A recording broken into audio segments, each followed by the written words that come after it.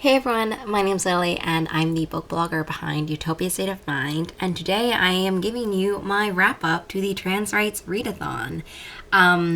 I made a lot of promises and I delivered on some of them. I didn't post a video every day of the week. I wanted to, I tried, it didn't happen. So just know that tomorrow you will be seeing my vlog content from the week. Just know that it's sporadic all over the place. I'm not a vlogger.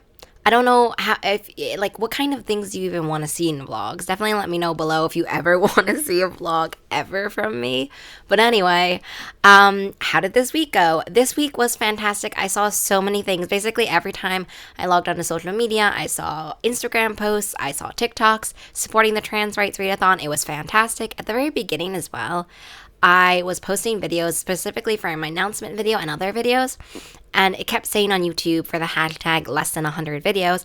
But yesterday, when I was uploading my video, it actually said 104 videos with that hashtag.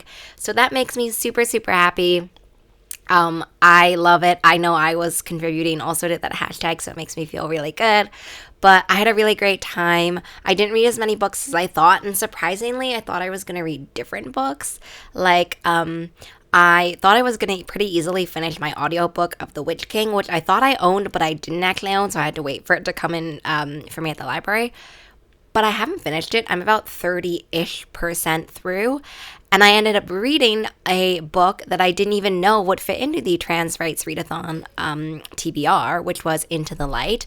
But it did. So I ended up still reading 3 books. I don't remember actually exactly what I said my goal was going to be, if it was going to be 3 books. But anyway, I ended up reading 3 books. Into the Light, which was fantastic, emotionally gut-wrenching.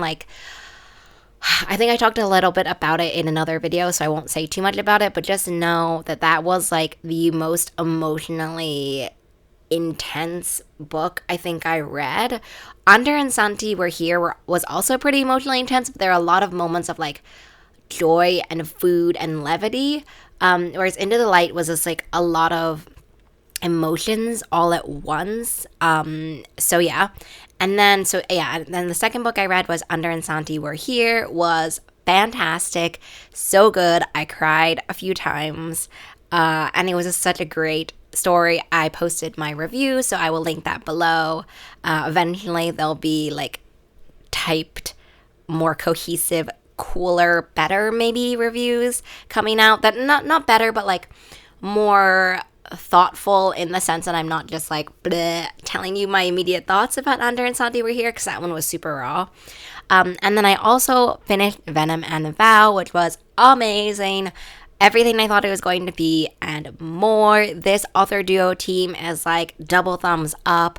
There's just so much in this book about not only identity, but also the identity as a disabled person as well, and that in a fantasy setting. So many things of this I knew I was gonna love, and then I did love it so much.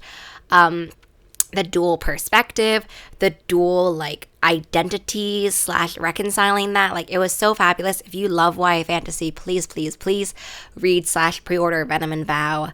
As I said, Anna Marie McLemore is an auto-buy author. I don't know why I'm surprised every time about how well Anna Marie is able to hit it out of the park, but this one was home run.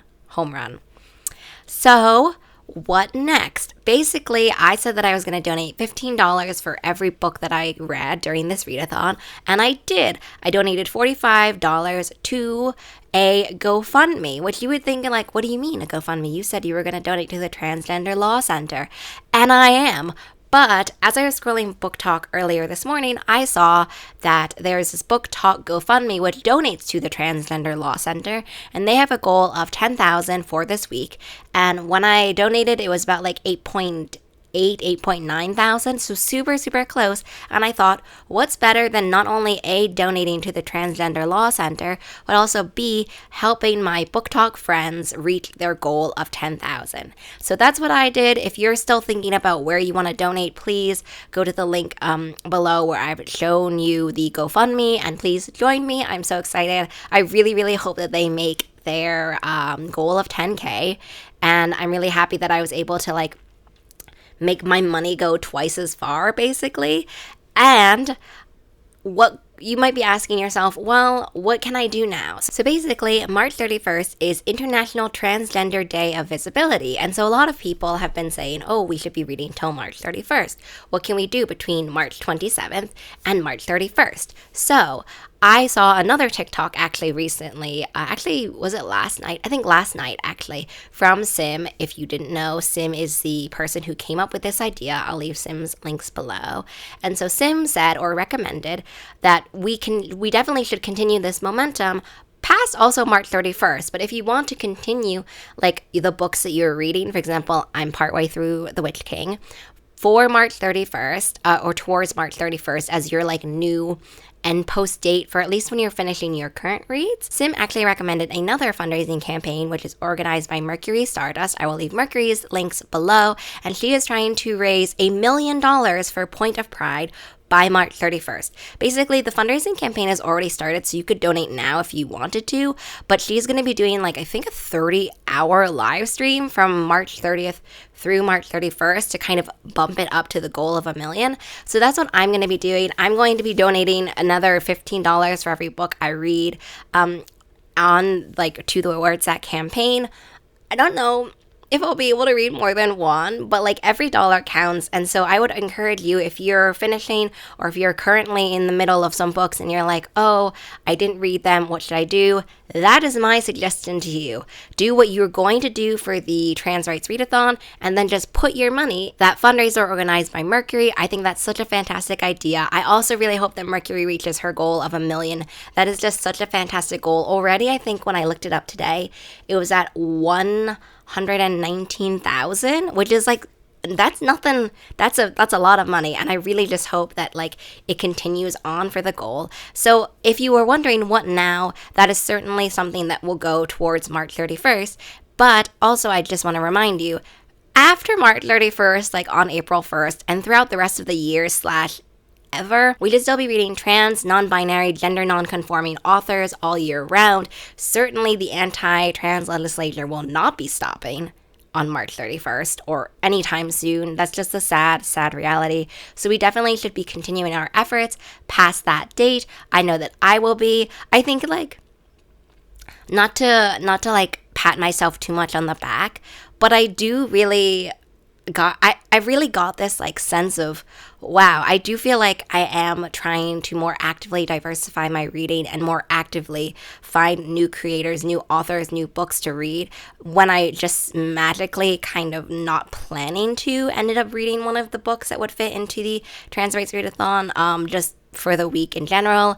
So I definitely think that sort of going forward, what you can think about is trying to actively diversify and be mindful about the reading choices you're making sure that you're not only reading across the queer spectrum, so you're just reading diversely all over, just everywhere, right? So you're reading like a lot of queer authors, a lot of people of color authors, a lot of disabled authors, neurodivergent authors, like all of these different things. Please be making sure that you're actively trying to find these books because they do exist and they are fantastic. Also, I think that sometimes people can think of it like, oh, but I can't always like do all of this. But make yourself sort of easily digestible goals and just work your way up every year. I know every year I'm trying to more actively like address certain spots in my reading where I don't read enough. And so it's just about being on that journey and having that awareness. So don't let like this feeling of it having all of these like different things that you want to do in your reading kind of dissuade you from starting.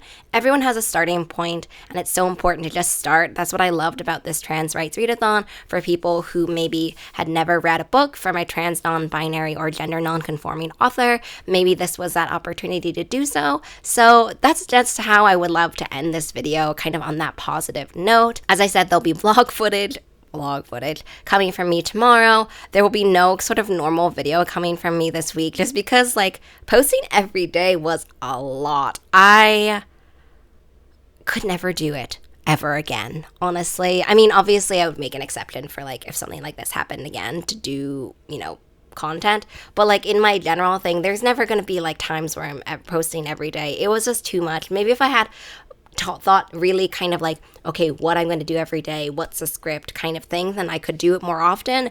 But just know, it's not something you're going to be seeing from me, really. So yeah, I hope everyone had a really great week. I've loved the support. I loved the enthusiasm from everyone. So thank you so much. And thank you to everyone who's participating and was also doing their own like fundraising campaigns.